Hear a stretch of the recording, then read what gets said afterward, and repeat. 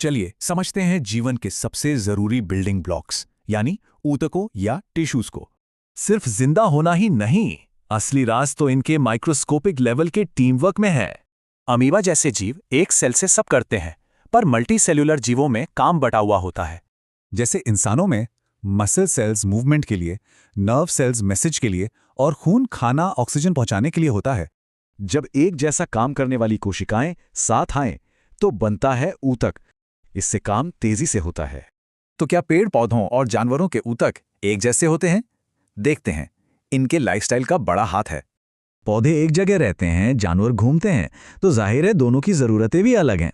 जानवरों के ज्यादातर ऊतक जीवित होते हैं, पर पौधों में सहारा देने वाले ऊतक अक्सर मृत कोशिकाओं के होते हैं। पौधों की ग्रोथ कुछ खास हिस्सों में ही होती है, जबकि जानवरों में हर जगह। यहीं से ऊतकों का फर्क आता है।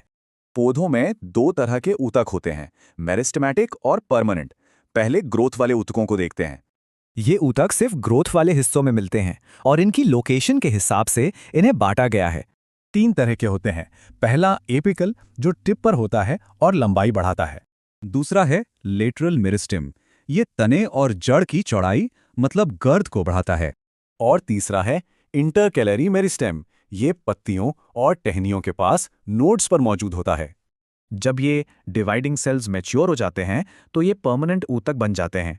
इस प्रोसेस को कहते हैं डिफरेंशिएशन। सबसे कॉमन है पैरेन्काइमा। ये पतली दीवारों वाले जीवित सेल्स हैं जो खाना स्टोर करते हैं। अब इसकी तुलना कोलेंजिमा से करते हैं। इसमें देखिए, कोने मोटे और इर्रेगुलर हैं।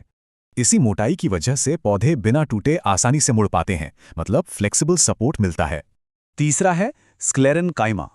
इसकी दीवारें बहुत मोटी और सख्त होती हैं और ये कोशिकाएं मृत होती हैं। ये ऊतक पौधे को कठोर बनाता है, जैसे नारियल का छिलका।